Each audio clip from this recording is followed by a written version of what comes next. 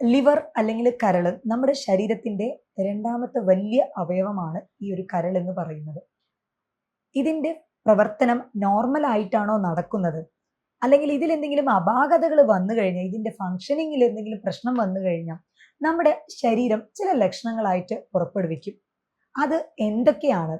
അതേപോലെ നമ്മുടെ liver damage ആവാൻ പോകുന്നു എന്നുള്ളത് നമുക്ക് തുടക്കത്തിൽ തന്നെ എങ്ങനെ തിരിച്ചറിയാനായിട്ട് പറ്റും? ലിവർ ഡീടോക്സിഫൈ ചെയ്യാനായിട്ട് നമ്മൾ എന്തൊക്കെ ഭക്ഷണമാണ് എടുക്കേണ്ടത് എന്നതിനെ കുറിച്ച് ഇന്ന് ഡിസ്കസ് ചെയ്യാം. ഇത് നിങ്ങളുടെ ഡോക്ടർ ജുമാന ഹസീനെ ji, doctor Jumana's homeo care, Valliyode, Palakkad.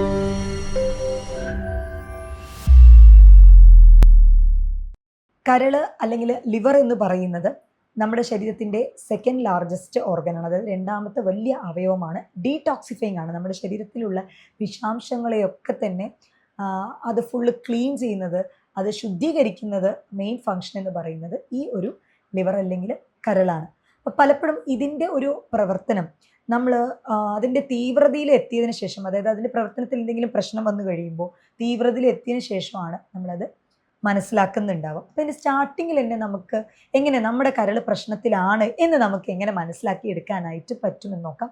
നമ്മുടെ കണ്ണുകളിൽ ചുറ്റും മഞ്ഞ നിറത്തിലുള്ള, ഇപ്പം ഈ ഫോട്ടോയിൽ കാണുന്ന പോലെ കൊഴുപ്പോട് കൂടിയിട്ടുള്ള ഒരു മഞ്ഞ നിറത്തിൽ സാന്തോലിസ്മ എന്ന് പറയും, അങ്ങനത്തെ ഒരു ഡെപ്പോസിഷൻ ഉണ്ട് എന്നുണ്ടെങ്കിൽ തീർച്ചയായിട്ടും നിങ്ങളുടെ ലിവർ ഫങ്ഷൻ ടെസ്റ്റ് ഒന്ന് ചെക്ക് ചെയ്ത് നോക്കുന്നത് നല്ലതായിരിക്കും. അതിൽ അപാകതകൾ ഉണ്ടാവാനുള്ള ചാൻസ് ഉണ്ട്. കാരണം അത് കാരണമാണ് ഈ ഒരു സാന്തോലിസ്മ എന്ന് പറഞ്ഞ ഈ ഒരു കണ്ടീഷൻ കാണപ്പെടുന്നത്. അതേപോലെ നമ്മുടെ ശരീരത്തിൽ ഇടയ്ക്കിടയ്ക്ക് ചൊറിച്ചിൽ അനുഭവപ്പെടുക, അതും ചിലർക്ക് ഈ ഒരു ഉള്ളം കൈ മാത്രം അല്ലെങ്കിൽ കാല് മാത്രം കൂടുതലായിട്ടും ചൊറിച്ചിൽ അനുഭവപ്പെടുക, ഇടയ്ക്കിടയ്ക്ക് വരിക. അപ്പോൾ അത് വളരെ നിസ്സാരമായിട്ട് ആളുകൾ കരുതാറുണ്ട്. കരളിൻ്റെ ഫങ്ഷനിങ് പ്രോപ്പർ അല്ലാതാവുമ്പോഴാണ് ശരിക്കും പറഞ്ഞാൽ ഈ ഒരു ചൊറിച്ചിൽ ഇടയ്ക്കിടയ്ക്ക് വരുന്നത്. ജോണ്ടിസ് ഉള്ളവർക്കും, അതായത് മഞ്ഞപ്പിത്തം ഉള്ളവർക്കും ഇത് സ്ഥിരമായിട്ട് തന്നെ ഈ ഒരു ചൊറിച്ചിൽ കാണാറുണ്ട്. അപ്പോൾ ഇങ്ങനത്തെ സ്ഥിരമായിട്ട് ചൊറിച്ചിലുണ്ട് എന്നുണ്ടെങ്കിൽ നിങ്ങളുടെ ലിവർ ഫങ്ഷൻ ടെസ്റ്റ്, അതിൽ നമുക്ക് സീറം ബിലിറൂബിനും അതേപോലെ തന്നെ ടോട്ടൽ ബിലിറൂബിൻ ലെവലൊക്കെ തന്നെ ചെക്ക് ചെയ്യാവുന്നതാണ്. അതിൽ പ്രശ്നമുണ്ട് എന്നുണ്ടെങ്കിൽ അതിന് പ്രോപ്പർ ട്രീറ്റ്മെൻറ്റ് എടുക്കേണ്ടത് വളരെയധികം ആവശ്യമാണ്. അതേപോലെ തന്നെ മൂന്നാമതായിട്ട് നമ്മുടെ ശരീരം കാണിക്കുന്ന ലക്ഷണം എന്ന് പറയുന്നത്, അതായത് കരളിന് എന്തെങ്കിലും പ്രശ്നമുണ്ട് എന്നുണ്ടെങ്കിൽ ശരീരം കാണിക്കുന്ന ലക്ഷണം എന്ന് പറയുന്നത് സ്റ്റീറ്റോറിയ എന്ന് പറയും. അതായത് എണ്ണമെഴുക്കോട് കൂടിയിട്ടുള്ള മോഷൻ, വയറ്റിൽ നിന്ന് പോകുന്നത് ഭയങ്കര എണ്ണമെഴുക്കോട് കൂടിയിട്ട് പോവുക. ഇത് പലപ്പോഴും പാങ്ക്രിയാസിൻ്റെ ഒരു പ്രശ്നം കൊണ്ട് വരാറുണ്ട്. എന്നാൽ അതിൻ്റെ കൂടെ ലിവറിൻ്റെ പ്രശ്നം ഉണ്ടെങ്കിലും ഇതേപോലത്തെ ഈ ഒരു ഓയിലി ആയിട്ട് ഗ്രീസി ആയിട്ടുള്ളത് പറയും, സ്റ്റീറ്റോറിയ എന്നുള്ളൊരു കണ്ടീഷനാണ് പറയുക. ദഹനം പ്രോപ്പർ ആവാതെയാണ് നടക്കുന്നത്. കാരണം നമ്മുടെ ശരീരത്തിൽ ഈ ഒരു ലിവർ എന്ന് പറയുന്നത് നമ്മുടെ കൊഴുപ്പുണ്ടല്ലോ, കൊഴുപ്പിൻ്റെ കംപ്ലീറ്റ് ഫാറ്റിൻ്റെ ആ ഒരു ഡൈജഷൻ പ്രോസസ്സ്, അതിൻ്റെ പ്രക്രിയകളൊക്കെ നടക്കുന്നത് പരമാവധി ഇതിൽ നിന്നാണ്.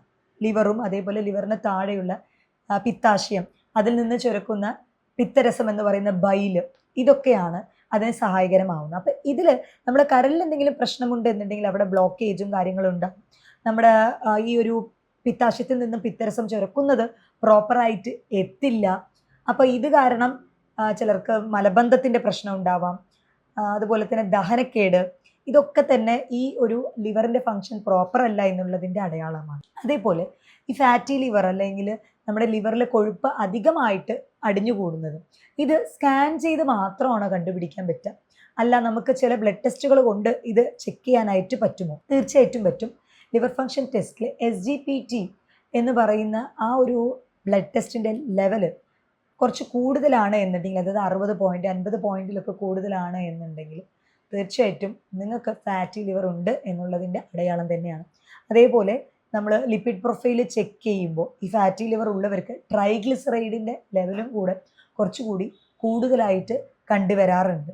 ഈ ലിവറാണ് നമ്മുടെ vitamin A, D, E, K, അതായത് ഫാറ്റ് സോല്യൂബിൾ ആയിട്ടുള്ള വൈറ്റമിൻ, കൊഴുപ്പ് അതുവഴി സ്റ്റോർ ചെയ്യുന്ന വൈറ്റമിനുകളെല്ലാം പരമാവധി അതിൻ്റെ ഒരു സ്റ്റോറേജ് വരുന്നത് വൈറ്റമിൻ A എന്ന് പറയുന്ന റെറ്റിനോൾ, വൈറ്റമിൻ എയുടെ മെയിൻ സ്റ്റോറേജ് സ്ഥലം എന്ന് പറയുന്നത് നമ്മുടെ ഈ കരളാണ്. അപ്പോൾ രാത്രി മങ്ങൽ അനുഭവപ്പെടാം, കണ്ണിൻ്റെ കാഴ്ചയ്ക്ക് സാരമായിട്ട് ഒരു പ്രശ്നം ഉണ്ട്. എന്നാൽ നിങ്ങൾക്ക് കണ്ണൊക്കെ ടെസ്റ്റ് ചെയ്യുമ്പോൾ അങ്ങനത്തെ ഒരു പ്രോബ്ലം ഒന്നും കാണുന്നില്ല, പവറിൻ്റെ പ്രശ്നമൊന്നും കാണുന്നില്ല. നൈറ്റ് ബ്ലൈൻഡ്നെസ് എന്ന് പറയും, ചിലർക്ക് രാത്രി മാത്രം കണ്ണിൻ്റെ ഒരു കാഴ്ച കുറവ്, ഇങ്ങനത്തെ ഇഷ്യൂസൊക്കെ ഉണ്ടെന്നുണ്ടെങ്കിൽ ഈ വൈറ്റമിൻ എയുടെ ഒരു കുറവ് കൊണ്ടാണ്. അപ്പോൾ ഈ വൈറ്റമിൻ എന്റെ മെയിൻ സ്റ്റോറേജ് എന്ന് പറയുന്നത് ഈ ഒരു ലിവർ അല്ലെങ്കിൽ കരളാണ്. അതിൻ്റെ ഫങ്ഷനിങ് പ്രോപ്പർ അല്ല, അല്ലെങ്കിൽ അതിലെന്തെങ്കിലും കേടുപാടുകൾ ഡാമേജ് ഉണ്ടായിട്ടുണ്ട് എന്നുണ്ടെങ്കിൽ തീർച്ചയായിട്ടും അത് വൈറ്റമിൻ എ ലെവൽ, ശരീരത്തിൻ്റെ വൈറ്റമിൻ എ ലെവലിനെയും അത് ബാധിക്കുന്നുണ്ടാവും. അപ്പോൾ നിങ്ങൾ എത്രത്തോളം, നമ്മളിപ്പോൾ വൈറ്റമിൻ എ അധികം അടങ്ങിയിട്ടുള്ളത് ക്യാരറ്റിലാണെന്ന് പറഞ്ഞ് നമ്മൾ കുറേ ക്യാരറ്റ് കഴിച്ചത് കൊണ്ട് മാത്രം അതിന് കംപ്ലീറ്റ് സൊല്യൂഷൻ കിട്ടണമെന്നില്ല. നിങ്ങളുടെ ലിവർ ഡാമേജിങ് സ്റ്റാർട്ടിങ്ങിൽ എത്തിയിട്ടുണ്ട് എന്നുള്ളതാണ് അതിൻ്റെ ഒരു അടയാളം. പിന്നെ മറ്റ് അവയവങ്ങളെ അപേക്ഷിച്ച് കരളിന് റീജനറേറ്റിംഗ് കപ്പാസിറ്റി, അതായത് കേടുപാടുകൾ വന്നാലും പുനരുൽപാദനത്തിന് അതിൻ്റെ റീജനറേറ്റിംഗ് കപ്പാസിറ്റി വളരെയധികം കൂടുതലാണ് ഈ ലിവർ എന്ന് പറയുന്നത്. അതിലും അപ്പുറം ഒരുപാട് സിവിയാരിറ്റിയിൽ എത്തിക്കഴിയുമ്പോഴാണ് അതിൻ്റെ കൺട്രോൾ വിട്ടുപോകുന്നത്. അതാണ് ലിവർ സിറോസിസ് അങ്ങനത്തെ കണ്ടീഷനിലോട്ട് വരുന്നത്. കംപ്ലീറ്റ് ചെറിയ തോതിലുള്ള ഡാമേജുകളൊക്കെ അത് തന്നെ സ്വയം റീജുവനേറ്റ് ചെയ്യാനായിട്ടും, അതേപോലെ തന്നെ അതിന് റീജനറേഷൻ എന്ന് പറയും. ലിവർ സെൽസ് അത് പുതിയ രീതിക്ക് ഉൽപ്പാദനം ചെയ്ത് മാക്സിമം അത് പ്രോപ്പറായിട്ട് നടത്താനായിട്ട് ശ്രമിക്കും. ഒരു പരിധി വിട്ട് ഇപ്പോൾ ഫാറ്റി ലിവർ അമിതമായിട്ട് കൂടുക, അതേപോലെ തന്നെ ആൽക്കഹോളിക് കണ്ടീഷനിൽ അമിതമായിട്ട് മദ്യപിക്കുക, ഇങ്ങനത്തെ കണ്ടീഷനിൽ കരൾ ഒരു പരിധി വിട്ട് അതിൻ്റെ ടിഷ്യൂ കംപ്ലീറ്റ് സ്കാറിങ് ഉണ്ടാവുക. അത് കാരണം അതിൻ്റെ ഫങ്ഷനിങ് നഷ്ടപ്പെടുന്നവരുമുണ്ട്. നമ്മളിൽ പലർക്കും ഫുഡ് അലർജീസ് കണ്ടുവരാറുണ്ട്. ഇപ്പോൾ ചിലർക്ക് നോൺ വെജ് കഴിക്കുമ്പോൾ അല്ലെങ്കിൽ എന്തെങ്കിലും ഭക്ഷണങ്ങൾ മാറി കഴിക്കുമ്പോഴൊക്കെ ഇതുപോലെ അലർജികൾ, ശരീരത്തിൽ തടിപ്പൊക്കെ ആയിട്ട് വരാറുണ്ട്. ഇതിന് മെയിൻ റീസൺ എന്ന് പറയുന്നത് ശരീരത്തിൻ്റെ IgE ലെവൽ കൂടുതലായിട്ട് വരുന്നത്. IgEയുടെ ലെവൽ കൂടുമ്പോഴാണ് ഇങ്ങനത്തെ ഈ ഒരു ഫുഡ് അലർജി ഫ്രീക്വൻ്റ് ആയിട്ട് വരുന്നത്. അങ്ങനെ വരുന്നവരാണ് എന്നുണ്ടെങ്കിലും നിങ്ങളുടെ ലിവർ ഒന്ന് ചെക്ക് ചെയ്യുന്നത് നല്ലതായിരിക്കും. കാരണം ഇതും ലിവറിൻ്റെ ഫങ്ഷനിങ്ങുമായിട്ട് അസോസിയേറ്റ് ചെയ്തിട്ടുള്ള ഒന്നാണ്. അതേപോലെ പാമാർ സോറിയാസിസ്, കയ്യിലൊക്കെ സോറിയാസിസ് പോലത്തെ വരുന്നത്, ഞാൻ പറഞ്ഞു നേരത്തെ പറഞ്ഞ പോലെ ചൊറിച്ചിലുണ്ടാവുക എന്ന് പറയുന്നത്. അപ്പോൾ ഈ ചൊറിച്ചിൽ അനുഭവപ്പെടുന്നതോടൊപ്പം തന്നെ ചിലർക്ക് ഈ ഒരു ഉള്ളം കൈയിലൊക്കെ സോറിയാസിസിൻ്റെ ഇഷ്യൂസ് ഉണ്ടാവും. അങ്ങനെയുള്ളവരിലും ഈ ലിവറിൻ്റെ ഫങ്ഷനിങ് വന്നിട്ട് ക്രമേണ തകരാറിലാവാൻ ചാൻസ് ഉണ്ട്. അപ്പോൾ അത് ഫ്രീക്വൻ്റ് ആയിട്ട് ലിവർ ഫങ്ഷൻ ടെസ്റ്റും കാര്യങ്ങളും അതേപോലെ സ്കാനിങ്ങും ചെയ്ത് തന്നെ നിങ്ങളത് എക്സാമിൻ ചെയ്യുന്നത് നല്ലതായിരിക്കും. അതേപോലെ ജോണ്ടിസ് എന്ന് പറയുന്ന ഈ ഒരു മഞ്ഞപ്പിത്തം, അത് വരാനായിട്ടുള്ള പ്രധാന കാരണം എന്ന് പറയുന്നത് നമ്മുടെ ശരീരത്തിലെ ചുവന്ന രക്തയണുക്കൾ, ഈ ചുവന്ന രക്തയണുക്കളെല്ലാം തന്നെ അതിൻ്റെ ഒരു ടൈം പീരീഡ് ഒരു 120 days ആണ് വരുന്നത്. അതായത് ഓൾമോസ്റ്റ് ഒരു 4 മാസം കൂടുമ്പോഴാണ് പുതിയ RBC അല്ലെങ്കിൽ ആ ഉള്ള ചുവന്ന അണുക്കൾ നശിപ്പിച്ചിട്ട് പുതിയത് ഉൽപ്പാദനം ഉണ്ടാകുന്നത്. അപ്പോൾ ഈ ഒരു ഉള്ള RBCs അത് നശിപ്പിക്കപ്പെടുന്നത് നമ്മൾ ഈ പ്ലീഹ എന്ന് പറയുന്ന സ്പ്ലീൻ ആ ഒരു ഭാഗത്തിലാണ്. ഇവിടെ നിന്നും RBC നശിപ്പിക്കപ്പെട്ടതിന് ശേഷം ബിലിറൂബിൻ, ബിലിവേർഡിൻ എന്ന് പറയുന്ന നമ്മുടെ മോഷനൊക്കെ മഞ്ഞ കളർ നിറം തരുന്ന ഈ ഒരു ബിലിറൂബിനൊക്കെ സെക്രീറ്റ് ചെയ്യുന്ന അങ്ങനെയാണ് വരുന്നത്. ഈ ഒരു ജോണ്ടിസ് ഉള്ളവർക്ക് പലപ്പോഴും ഈ ലിവർ ഫങ്ഷനിൽ എന്തെങ്കിലും പ്രശ്നം വരുമ്പോൾ അമിതമായിട്ട് ഈ പിത്തരസത്തിൽ നിന്നും ഈ ഒരു ബിലിറൂബിൻ്റെ ലെവൽ അമിതമായിട്ട് കൂടി വരാം. അത് കാരണം ശരീരത്തിൽ അവിടെ ഇവിടെയായിട്ട് ചൊറിഞ്ഞ് തടിക്കുക, ചൊറിച്ചിൽ സ്ഥിരമായിട്ട് അനുഭവപ്പെടുക, ഇതൊക്കെ കണ്ടുവരാറുണ്ട്. നമ്മുടെ കരൾ അപകടത്തിലാണ് എന്ന് തിരിച്ചറിയാവുന്ന ആദ്യത്തെ സയൻസ് എന്തൊക്കെയാണ്, എന്തൊക്കെ ലക്ഷണങ്ങളാണെന്നുള്ളത് നോക്കി. ഇനി നമ്മുടെ കരളിൻ്റെ ആരോഗ്യം മെച്ചപ്പെടുത്താനായിട്ട് നമുക്ക് എന്തൊക്കെ ചെയ്യാനായിട്ട് പറ്റും? അതിലാദ്യമായിട്ട് വരുന്നത് ഇൻ്റർമീഡിയറ്റ് ഫാസ്റ്റിംഗ്, അതായത് 14 മണിക്കൂർ അല്ലെങ്കിൽ 18 മണിക്കൂർ ഭക്ഷണമൊന്നും കഴിക്കാതെ നമ്മുടെ ശരീരത്തിന് ഫാസ്റ്റിങ്ങിലോട്ട് വിടാം, നോമ്പ് എടുക്കുന്നത് പോലെ. ഇങ്ങനെ ആവുന്ന ടൈമിൽ നമ്മുടെ ശരീരം ഓട്ടോഫേജി മോഡിലോട്ട് പോകും. അതായത് ഡെഡ് സെൽസും, നമ്മൾ പറഞ്ഞ പോലെ നേരത്തെ തന്നെ കരൾ ഡീടോക്സിഫയിങ് ഏജൻ്റ് ആണ് എന്ന് പറഞ്ഞത്, വിഷാംശങ്ങളെ മൊത്തം ക്ലീൻ ചെയ്യുന്ന അല്ലെങ്കിൽ ശുദ്ധീകരിക്കുന്ന ഒരു അവയവം കൂടെയാണ് നമ്മുടെ ഈ കരൾ എന്ന് പറയുന്നത്. ഇൻ്റർമീഡിയറ്റ് ഫാസ്റ്റിംഗ് എടുക്കുന്ന സമയത്ത് തീർച്ചയായിട്ടും നമ്മുടെ ശരീരം ഈ ഓട്ടോഫേജി മോഡിലോട്ട് പോവുകയും വിഷാംശങ്ങളെ കംപ്ലീറ്റ് അത് തള്ളി ക്ലീൻ ഔട്ട് ചെയ്യാനും നമ്മുടെ ലിവറിൻ്റെ കരളിൻ്റെ ഹെൽത്ത് കംപ്ലീറ്റ് ഒരു പോസിറ്റീവ് ഇഫക്റ്റ് കിട്ടാനായിട്ട് വളരെയധികം സഹായകരമാവുന്ന ഒന്നാണ്. അപ്പോൾ ആഴ്ചയിൽ ഒരിക്കലെങ്കിലും ഒരു ഇൻ്റർമീഡിയറ്റ് ഫാസ്റ്റിംഗ് എടുക്കുന്നത് നല്ലതാണ്. ഇനി സ്ഥിരമായി തന്നെ രാത്രി കഴിക്കുന്ന ഭക്ഷണം കുറച്ച് നേരത്തെ ആക്കാനായിട്ട് ശ്രദ്ധിക്കും. 6:30-7 മണി അങ്ങനെ ചെയ്യുമ്പോഴും നിങ്ങൾക്കൊരു 12 hours 13 hours ഫാസ്റ്റിംഗ് എല്ലാ ദിവസവും കിട്ടാൻ ചാൻസ് ഉണ്ട്. അപ്പോൾ നിങ്ങളുടെ കരളിൻ്റെ ആരോഗ്യം എല്ലാ ദിവസവും കാത്തു സൂക്ഷിക്കാൻ ഈ നേരത്തെ കഴിക്കുന്ന അത്താഴം വളരെയധികം ഉപകാരപ്രദമാണ്. നമ്മൾ കഴിക്കുന്ന ഭക്ഷണത്തിൽ ഇപ്പോൾ കൊഴുപ്പിൻ്റെ അംശം കൂടുതലുണ്ട് എന്നുണ്ടെങ്കിൽ, അതായത് ഫാറ്റ് സെൽസ് നമ്മൾ പറഞ്ഞു, കൊഴുപ്പിനെ അതിനെ ഡൈജസ്റ്റ് ചെയ്യാനായിട്ട് അതിൻ്റെ ആ ഒരു പ്രക്രിയയ്ക്ക് ബൈൽ എന്ന് പറയുന്ന പിത്തരസം വളരെയധികം ആവശ്യമാണ്. അപ്പോൾ ഇത് നമ്മുടെ ശരീരത്തിൽ വേണ്ടുവോളം ഒരു കറക്റ്റ് റേഷ്യോയിൽ ചുരക്കണമെന്നുണ്ടെങ്കിൽ നമ്മൾ കഴിക്കുന്ന ഭക്ഷണത്തിൽ കൊഴുപ്പിൻ്റെ അംശം കൂടുതലാണെന്നുണ്ടെങ്കിൽ അത് ദഹിക്കാനായിട്ട് ബൈൽ അല്ലെങ്കിൽ പിത്തരസത്തിൻ്റെ ആവശ്യം വളരെയധികം ഇമ്പോർട്ടൻ്റ് ആണ്. അപ്പോൾ അത് കറക്റ്റായിട്ടുള്ളൊരു റേഷ്യോയിൽ ഈ ബൈൽ സെക്രീറ്റ് ചെയ്യണമെന്നുണ്ടെങ്കിൽ തീർച്ചയായിട്ടും നമുക്ക് നമ്മുടെ ശരീരത്തിൽ പ്രീബയോട്ടിക്സിൽ കൂടുതലായിട്ടും കഴിക്കണം. ഈ പ്രീബയോട്ടിക്സ് എന്ന് പറയുന്നത് കൂടുതലായിട്ടും ഓണിയൻ എന്ന് പറയുന്നത് നമ്മുടെ വല്യുള്ളി, അതേപോലെ ഗാർലിക്, വെളുത്തുള്ളി, അസ്പരാഗസ് എന്ന് പറയുന്ന ശതാവരി, വാഴപ്പിണ്ടിയുടെ ജ്യൂസ്, ഇതിൽ ആൻറ്റി ഓക്സിഡൻറ്റ് പ്രോപ്പർട്ടി വളരെയധികം കൂടുതലാണ്. അവക്കാഡോ, തക്കാളി, ഇതൊക്കെ തന്നെ നമ്മുടെ ലിവറിൻ്റെ ഹെൽത്ത്, കരളിൻ്റെ ഹെൽത്ത് ഇംപ്രൂവൈസ് ചെയ്യാൻ വളരെയധികം സഹായകരമാകുന്ന ഭക്ഷണങ്ങളാണ്. ഇനി കരളിൻ്റെ ഡീടോക്സ് ഡ്രിങ്ക് എന്ന് പറയുന്നത് നമ്മുടെ കരളിനെ ശുദ്ധീകരിക്കാനായിട്ട് നമ്മൾ റെഗുലറായിട്ട് എടുക്കേണ്ടത് ഗ്രീൻ ടീ വളരെയധികം ഇഫക്റ്റീവാണ്. ആൻറ്റി ഓക്സിഡൻറ്റ് പ്രോപ്പർട്ടി വളരെയധികം കൂടുതലുള്ളതാണ്.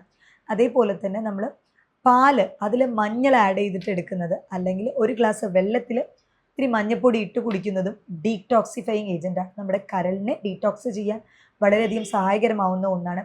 അതേപോലെ തന്നെ നമ്മുടെ നെല്ലിക്കയും നമ്മുടെ കരളിനെ പ്യൂരിഫൈ ചെയ്യാനായിട്ട്, ശുദ്ധീകരിക്കാനായിട്ട് വളരെയധികം സഹായകരമാവുന്ന ഒന്നാണ്. അവക്കാഡോ വളരെയധികം എഫക്റ്റീവാണ്. അതിലും നല്ല കൊഴുപ്പ് അധികം അടങ്ങിയിട്ടുണ്ട്. പൊതുവേ ലിവറിന് ഹെൽത്തി ആയിട്ടുള്ള ഭക്ഷണം, ലിവറിൻ്റെ ആരോഗ്യം കൂട്ടാനുള്ള ഭക്ഷണം എന്ന് പറയുന്നത് നമ്മൾ ബീട്രൂട്ട് വളരെ നല്ലതാണ്. അതേപോലെ തന്നെ നമ്മൾ ഈ ചെറുമത്സ്യങ്ങൾ, അതായത് ലിവറിൽ കൂടുതലായിട്ടും ഫാറ്റ് സംബന്ധമായിട്ടുള്ള ഒരു ഡൈജഷൻ പ്രോസസ്സാണ് കൂടുതലും നടക്കുന്നത്. അപ്പം നല്ല കൊഴുപ്പ് അധികം അടങ്ങിയിട്ടുള്ള ഭക്ഷണങ്ങൾ എന്തൊക്കെയാണോ, ഇപ്പോൾ ചെറുമത്സ്യങ്ങൾ, മത്തി, അയില, ചൂര, ഇതൊക്കെ തന്നെ, അതായത് ഒമേഗ 3 ഫാറ്റി ആസിഡ് അധികം അടങ്ങിയിട്ടുള്ള ഭക്ഷണങ്ങളും നമ്മുടെ കരളിൻ്റെ ആ ഒരു ഹെൽത്ത്, ആരോഗ്യം മെച്ചപ്പെടുത്താൻ സഹായകരമാക്കുന്ന ഒന്നാണ്. നമ്മൾ ജോണ്ടിസ് അല്ലെങ്കിൽ മഞ്ഞപ്പിത്തത്തിന് കീഴാർനെല്ലി എടുക്കാറുണ്ട്. കീഴാർനെല്ലിയുടെ ആ ഒരു ഇലയും വളരെയധികം ഇഫക്റ്റീവാണ് നമ്മുടെ ലിവറിനെ ഡീടോക്സിഫൈ ചെയ്യാനായിട്ട്. അപ്പോൾ നമ്മുടെ കരൾ ആ ഒരു പ്രവർത്തനം നശിപ്പിക്കപ്പെട്ടതിന് ശേഷം, അതിൻ്റെ തീവ്രതയിൽ എത്തിയതിന് ശേഷം നമ്മൾ ട്രീറ്റ് ചെയ്യുന്നതിനേക്കാളും മുന്നേ തന്നെ നമ്മുടെ കരളിൻ്റെ ആരോഗ്യം കാത്തു സൂക്ഷിക്കാനായിട്ട് ശ്രദ്ധിക്കാം. ഇതിൽ തന്നെ ചിലർക്ക് അസൈറ്റിസ് എന്ന് പറയുന്ന കണ്ടീഷൻ ഉണ്ട്. അതായത് വയറ് അമിതമായിട്ട് വീർത്ത് കെട്ടാം. ഇത് കരള് അതിൻ്റെ ഫങ്ഷനിങ് തീരെ പറ്റാതാവുമ്പോൾ, അതിൻ്റെ സിവിയാരിറ്റിയിൽ എത്തുമ്പോൾ, അതിൻ്റെ ഒരു എൻഡ് സ്റ്റേജ് എന്നൊക്കെ പറയും, ആ സ്റ്റേജിൽ എത്തുമ്പോഴാണ് അമിതമായിട്ട് വെള്ളം കെട്ടി നിൽക്കുക. വയറിൽ അമിതമായിട്ട് വെള്ളം കെട്ടി നിന്ന് അസൈറ്റിസ് എന്ന് പറയുന്ന വയറ് വീർത്ത് കെട്ടുന്ന ഒരു കണ്ടീഷൻ ഉണ്ടാവാറുണ്ട്. ഇത് പലപ്പോഴും ശ്വാസകോശത്തിന് എഫക്റ്റ് ചെയ്യും. നമുക്ക് പ്രോപ്പർ ശ്വാസം എടുക്കാൻ പറ്റാത്ത അവസ്ഥ, അത് വളരെ കോംപ്ലിക്കേഷൻസിലോട്ട് നയിക്കാറുണ്ട്. അതേപോലെ ലിവറിൻ്റെ ആ ഒരു ഭാഗത്തിന് ചുറ്റുമുള്ള രക്തയോട്ടത്തിൽ വരുന്ന പ്രശ്നം, ചിലർക്ക് പോർട്ടൽ ഹൈപ്പർ ടെൻഷൻ എന്ന് പറയും, അത് കാരണം ഇതുപോലുള്ള അസൈറ്റിസ് എന്ന് പറയുന്ന വയറിൽ വെള്ളം അമിതമായിട്ട് കെട്ടിക്കിടക്കുന്ന കണ്ടീഷൻ കണ്ടുവരാറുണ്ട്. നമ്മുടെ ശരീരത്തിൽ കരളിൻ്റെ ആരോഗ്യം എന്ന് പറയുന്നത് വളരെയധികം ഇമ്പോർട്ടൻ്റ് ആണ്. ഒട്ടുമിക്ക കൊഴുപ്പ് അടങ്ങിയിട്ടുള്ള വൈറ്റമിനുകളെല്ലാം സ്റ്റോർ ചെയ്യുന്നത് അവിടെയാണ്. നമ്മുടെ കരളിൻ്റെ ഫങ്ഷനിങ് വളരെയധികം ഇമ്പോർട്ടൻ്റ് ആണ്. അപ്പോൾ അത് സ്റ്റാർട്ടിങ് സ്റ്റേജിൽ തന്നെ ട്രീറ്റ് ചെയ്യാണ് എന്നുണ്ടെങ്കിൽ തീർച്ചയായിട്ടും നമുക്ക് സിറോസിസ് പോലുള്ള കണ്ടീഷൻ വരാതെ നമുക്ക് തടയാനായിട്ട് സാധിക്കും. കരളിൻ്റെ ആരോഗ്യത്തിനെ കുറിച്ച് എന്തൊക്കെ ഭക്ഷണം കഴിക്കണം, അല്ലെങ്കിൽ എന്തൊക്കെ ഭക്ഷണമാണ് നമ്മൾ അവോയ്ഡ് ചെയ്യേണ്ടത് എന്നതിനെക്കുറിച്ച് നിങ്ങൾക്ക് അറിയണമെന്നുണ്ടെങ്കിൽ താഴെ തന്നിട്ടുള്ള എൻ്റെ ഈ ഒരു വാട്സപ്പ് നമ്പറിൽ കോൺടാക്റ്റ് ചെയ്യുക. അതേപോലെ ലിവർ ഫുഡ്സ് എന്ന് പറഞ്ഞ് താഴെ കമൻറ്റ് ചെയ്യുക. മറ്റൊരു ഹെൽത്ത് ടോപ്പിക്കുമായിട്ട് വീണ്ടും കാണാം. ഇത് നിങ്ങളുടെ doctor Jumana Haseen AG, doctor Jumana's homeo care, Valliyode, Palakkad.